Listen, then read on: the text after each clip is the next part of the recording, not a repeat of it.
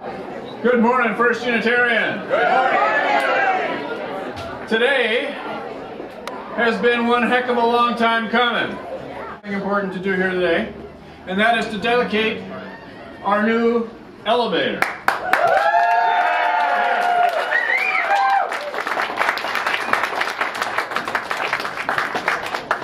I have an invocation for this ceremony in mind. I've taken the liberty of rewriting a song you may have heard before.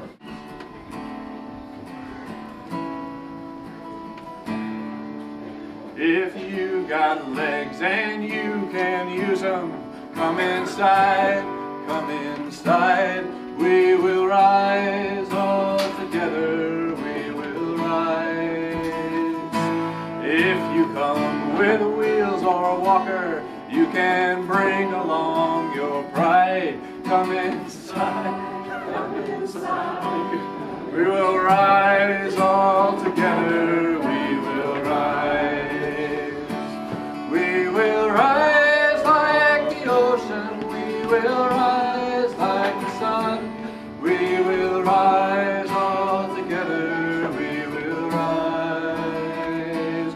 No more will any one of us be forced to stay outside, we will rise all together, we will rise. We have built an elevator so that all can come inside. We will rise all together, we will rise. We have changed our gracious building so that none will be denied. We will rise all together, we will rise. We will rise like the ocean, we will rise like the sun. We will rise all together, we will rise. No more will there be hardship, just press the button, and you can rise. We will rise all together, we will rise. From our children to our elders, from all nations we will rise. We will rise all together, we will rise. May respect for all our differences enhance our common ties. We will rise all together, we will rise. We will rise like the ocean, we will rise like the sun. We will rise all together, we will rise. We will build a whole church family where no one has to hide. We will rise all together, we will rise.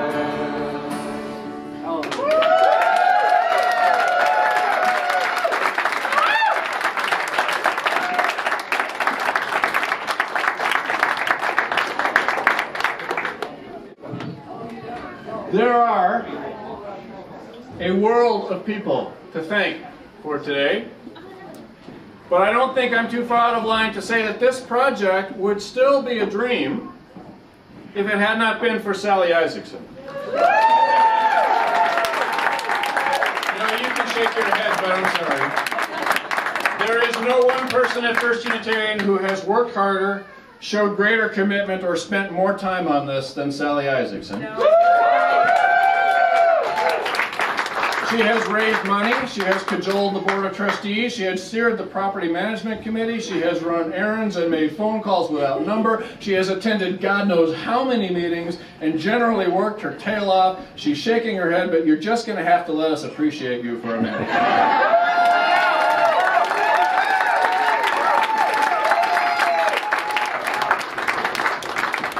We also need to thank Michael Koch.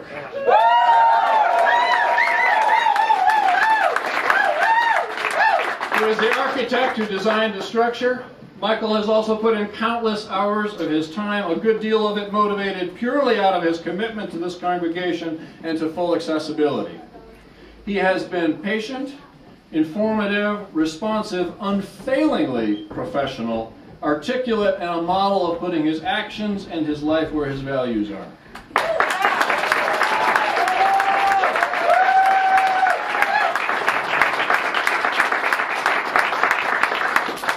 We need to thank some of the people who have been moving this project forward for many, many years. And I dare say Stu Ferguson is another person without whom we would not have gathered today. Where are you? Is he here, Stu? He couldn't be here today. He couldn't be here, too bad.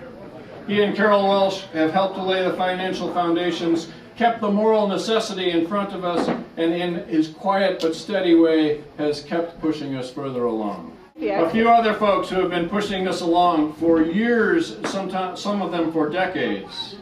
Rose and Floyd Tanaka. Ruth Wimmer and Al Ferguson.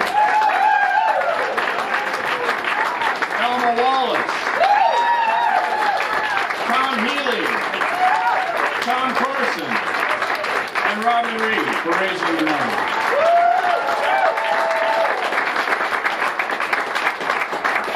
Need to acknowledge the people on the elevator committee. Sally Isaacson, Sandra Fritz, Louis Thompson, Michael Koch, Eddie Carroll, Lauren, thank you, Lauren Foxworth.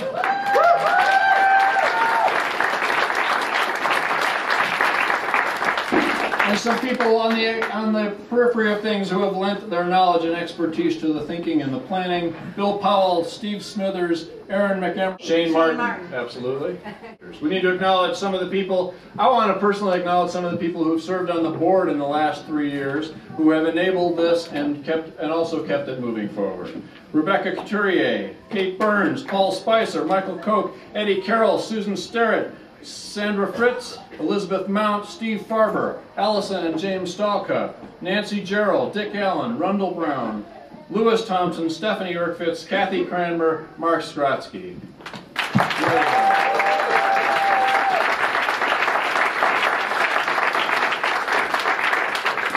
I want to thank some of the vendors and contractors for their work and care. Haji and Associates donated mechanical engineering. Martin and Martin donated the structural engineering the first time we tried to get this project off the ground in 2001. Freeform donated the colored glass that will go in the windows. Michael Koch, architect, donated many of his services. Pat Craft Carpet generously sold us the carpet at cost. E.G. Power, electrical engineer. Sam McGlamory, structural engineer, and the primary building contractor, Mendel and Company, have consistently gone above and beyond the call in their efforts and in working with us.